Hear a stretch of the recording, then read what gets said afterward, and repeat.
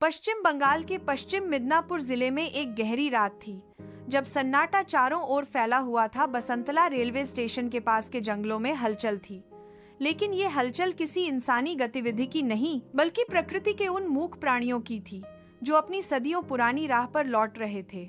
यह हाथियों का एक झुंड था जो झारखंड की सीमाओं से होते हुए भोजन और पानी की तलाश में पश्चिम बंगाल की ओर बढ़ा था। बारिश के मौसम के कारण अपने नहीं ठिकाने की ओर बढ़ रहे थे और इंसानी बस्तियां धीरे धीरे उनके रहने की जगह को निगल रही थीं। भूख, प्यास और अपनी प्रकृति के अनुरूप वे एक ऐसी दिशा में बढ़ गए जहां अब लोहे की पटरी बिछ चुकी थी और समय की रफ्तार वहां से होकर गुजरती थी, बिना रुके, बिना देखे, बिना समझे।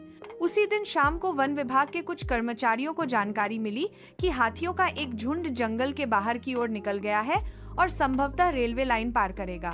जैसे ही यह खबर मिली, वन विभाग ने अपनी कार्ड ओर से पूरी जिम्मेदारी से रेलवे को सूचित किया।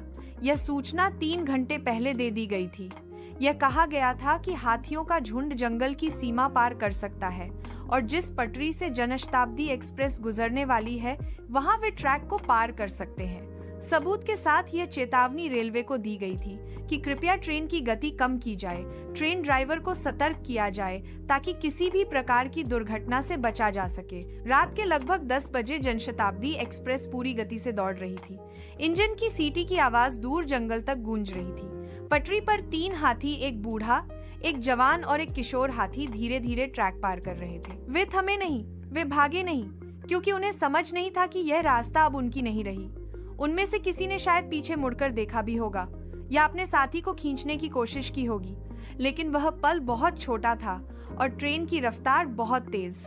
एक तेज आवाज के साथ लोहे और मांस का टकराव हुआ और अगले ही पल जमीन पर पसरे पड़े थे 3 भारी शरीर, मरे हुए, लहूलुहान, चुपचाप। उस क्षण जंगल रोया, धरती कांपी, लेकिन इंसान ने क्या किया? घटनास्थल पर भीड़ जमा हो गई। मोबाइल कैमरे खुले, फोटो खींचे गए, वीडियो बनाए गए, सोशल मीडिया पर पोस्ट तैयार होने लगी। लेकिन उन हाथियों की मौत की गूंज किसी के दिल तक नहीं पहुंची। कुछ लोगों ने कहा दुखद है, कुछ ने कहा ऐसा तो पहले भी होता रहा है।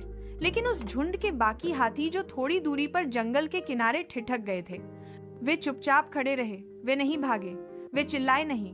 उन्होंने केवल देखा अपने मरे हुए साथियों को, और शायद उन्होंने ये भी देखा कि इंसान की दुनिया में अब उनके लिए कोई जगह नहीं बची है। वन विभाग की गाड़ी आई, रेलवे की टीम आई। हाथियों के शवों को हटाने के लिए क्रेन मंगवाया गया। रस्सियों से उन्हें खींचकर पटरी से हटाया गया। बहुतों की नजरों में ये केवल एक